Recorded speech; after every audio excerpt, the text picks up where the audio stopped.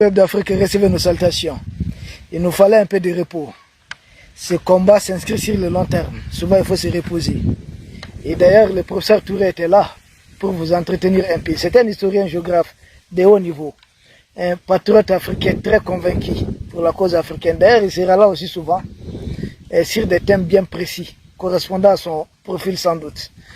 Le peuple d'Afrique, les médias mainstream, les médias propagande de la gente française sont en train de crier de gauche à droite que le Mali est en train d'utiliser des bombes interdites. Et j'ai encore lu sur beaucoup de leurs médias que le Mali aurait, je ne sais pas, ciblé des gens faisant célébrer un mariage. J'ai dit, mais écoutez, il s'agit de la France ou du Mali? Parce que pendant ce temps, Bruno Le Maire est en train de dire que la France risque un gros problème financier et économique. Mêlez-vous de vos problèmes. Mais comme s'ils ne voyaient pas leurs problèmes, tout ce qui les intéressait, c'était le Mali. Donc on va essayer de démonter un peu leurs mensonges. D'abord, accusant le Mali d'utiliser les bombes interdites, notamment ils font référence à des bombes. Des bombes à sous-munitions et puis ce qu'on appelle des bombes barils. C'est des bombes. Bombes à sous-munitions, d'abord, la France n'a aucune présence sur le terrain. Ils disent non, ce sont leurs terroristes des FLA qui ont rapporté. Je dis depuis quand un gouvernement ou des médias publics ou voire certains médias qui se disent sérieux de la France travaillent avec les discours des terroristes, des gens qui viennent terroriser les populations. Si même vous aviez encore une once de crédibilité, vous êtes en train de tout perdre. Mais vous n'avez plus rien. Donc vous travaillez à propos des rumeurs véhiculées par des terroristes qui sont en train de se chercher. Les terroristes, même si nous savons que c'est vous qui êtes derrière. Et puis, si la France se préoccupe autant des questions des civils, mais qu'elle mette fin à cette guerre qu'elle a imposée au Mali. C'est la France qui est en train d'imposer cette guerre au Mali, tout simplement parce qu'elle a été chassée. Et le discours de Macron dit non. Macron dit que nous avons eu tort d'avoir expulsé les militaires français. J'ai dit, mais écoutez, les militaires français, nous sommes nés ensemble. On se connaît où? Ah, qu'ils ont perdu jusqu'à 58 hommes ici chez nous, on a perdu des milliers d'hommes chez vous. C'est une raison pour qu'on vous dise, vous n'avez pas le droit de faire ceci, mais malgré tout cela, vous avez commis le massacre de Tchaouaï, non? Respectez un peu les gens, soyons sérieux quand même. Ils disent que les bombes à sous-munitions sont interdites, c'est par cette histoire d'Oslo en 2010 que le Mali aurait ratifié. Je dis si le Mali a ratifié ça, moi j'appelle à ce qu'on revoie notre position. Parce que les fameux pays de BAT là, qui sont voisins de la Russie, la Lettonie, l'Estonie, la Lituanie, se sont retirés du traité des mines antipersonnelles d'Ottawa. Parce que c'est des pays qui se disent être en première ligne, c'est-à-dire en face de la Russie. Donc ont besoin des mines pour se protéger. Nous aussi nous devons nous retirer non seulement de cette histoire de traité d'Oslo, mais des traités de mines antipersonnelles d'Ottawa.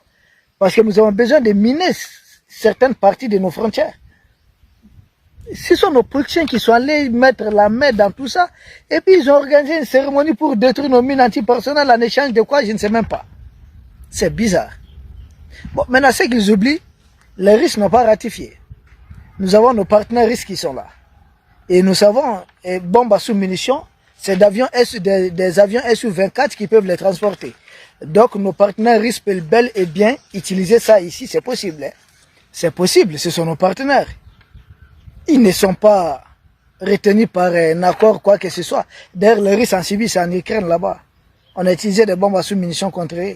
Ils en utilisent là-bas. Donc, si c'est Zelensky qui dit avoir envoyé des mercenaires, donc ils l'ont sans doute utilisé aussi contre les mercenaires de Zelensky, qui aussi sont en train d'utiliser des drones contre des militaires maliens et des militaires russes. Donc, je ne vois pas de problème. C'est quoi le problème? Il y a les Russes qui sont là, qui ne se reconnaissent pas dans les traités, et qui subissent les attaques des bombes à sous-munitions par l'Ukraine. Et la même Ukraine qui continue de nous attaquer avec des drones, attaquer les Russes avec les drones ici. Donc, s'ils subissent la même chose ici, et ça reste à confirmer, nous avons d'autres types de bombes ordinaires. Pour moi, nos bombes ont tellement fait du mal. L'autre jour, ils ont crié, ils avaient dit que c'est de la bombe atomique. J'ai dit non, calmez-vous, nous n'avons pas de bombe atomique. Bombe à sous-munitions, je ne pense pas que nous, on en dispose. Est-ce que les Russes ont utilisé ça? Nous ne savons pas. Mais s'ils avaient utilisé, avaient-ils tort? Vu qu'il y a des mercenaires franco et de Zelensky là-bas, d'autres mercenaires, des gens qui parlent des langues qu'on ne comprend même pas. Attendez, c'est quoi le problème? Depuis quand des mercenaires vont appeler à l'aide dans le pays d'autrui? Depuis quand? Grosse erreur, parce que vous avez cette histoire bizarre. Hein? Ça me fait penser à l'autre jour, j'ai publié ça sur ma page Facebook. J'ai dit, mais c'est comme des moustiques qui accusent les humains d'utiliser des insecticides. C'est la même chose. Des terroristes qui n'ont aucun droit de combattre un État souverain se retrouvent à combattre un État souverain et veulent appeler l'ONU. Non, ces terroristes-là sont contraires même à l'existence au texte de l'ONU. La résolution 1373 de l'ONU exige de tous les pays membres de l'ONU de combattre le terrorisme. Alors comment les terroristes peuvent appeler encore l'ONU ou appeler la communauté internationale? Ils disent même appeler une justice internationale. Mais toute justice internationale doit même aider les Maliens à vous écraser. Il ne dit nulle part que des terroristes doivent débarquer dans un pays avec des armes pour revendiquer quoi que ce soit.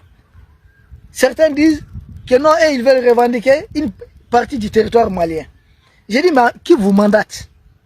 Vous dites être des Ifogas? J'ai dit, mais vous êtes une minorité parmi les Touaregs. La majorité des Touaregs n'est pas d'accord avec vous. Et puis le Nord s'est peuplé surtout des Touaregs. Est-ce qu'il y a eu un référendum qui vous a mandaté de parler au nom de toutes ces communautés? Mais personne. C'est du banditisme.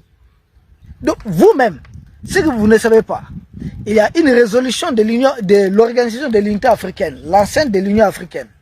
Une résolution prise du 17 au 21 juillet 1964 lors d'un sommet de l'OIA au Caire, chez Gamal Abdel Nasser, en Égypte.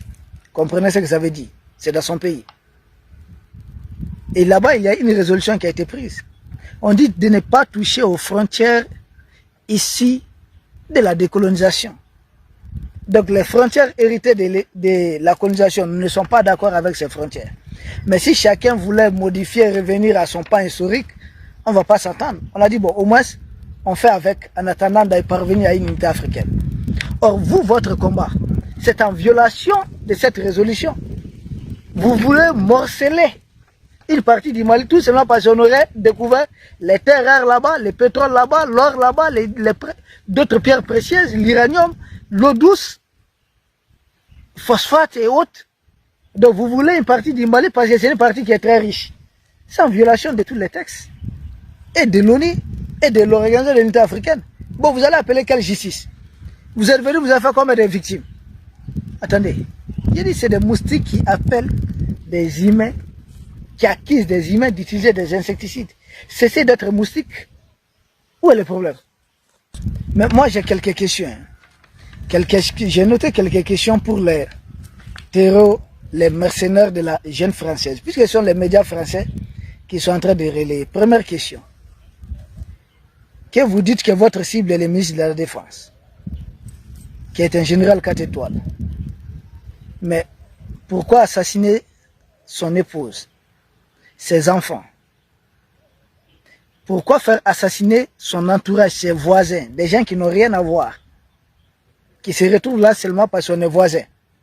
Vous avez presque massacré toute cette partie. Vous avez fait tellement de victimes. Vous n'avez pas appelé une justice internationale pour ça? C'est massacre tous ces civils qui ont perdu la vie. Vous avez demandé leur avis? Vous avez demandé à leurs parents s'ils veulent saisir une justice internationale ou pas?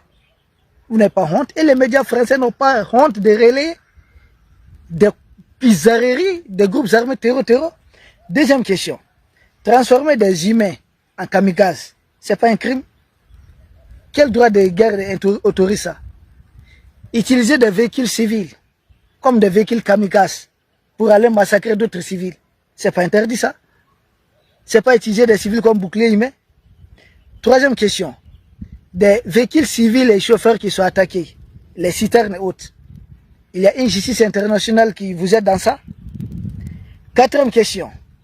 Empêcher même les ambulances de circuler par endroits tant qu'il n'y a pas l'armée. Ce n'est pas un crime contre l'humanité? Vous n'avez pas appelé une justice internationale pour ça? C'est quand vous recevez maintenant les frappes maliennes en pleine figure que vous cherchez la route de la justice de vos patrons que vous appelez justice internationale. Pour nous, justice internationale, là, c'est la justice de Dieu. Hein. Sinon, entre nous, là, c'est entre États, là, c'est la raison des plus forts. Sinon, en quoi Emmanuel Macron va nous dire vous n'avez pas eu droit d'expulser les militaires français? En quoi Emmanuel Macron va nous dire que nous avons eu tort de ne pas organiser une élection chez nous? Notre pays l'a parti. C'est pour lui. C'est quoi? Nous sommes des frères? Nous sommes des Gaulois? Et c'est quoi le problème? 5e question. Brûler les villages à l'absence de l'armée. Vous n'avez pas appelé une justice internationale pour ça? 6e question. Allez voler les bétails des paisibles éleveurs. Contraindre certains d'eux à s'enrôler de force. Vous n'avez pas fait un appel à une fameuse justice internationale? Rien de tout ça. On peut continuer avec la 7e question. 7e question. Miner des routes emprunté par les paisibles populations. Ce n'est pas un crime contre l'humanité. Souvent, des gens à bord des charrettes sautent sur des mines. Ce n'est pas un crime, ça.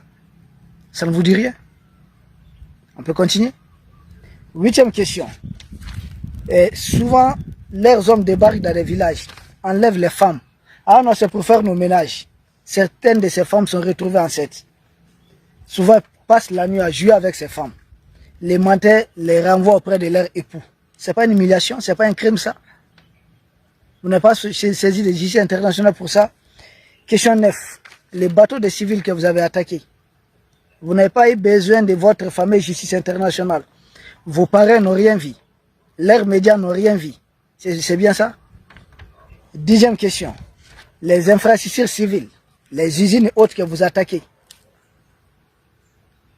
Vous n'avez pas appelé vos parents pour ça? Leurs médias ne voient rien?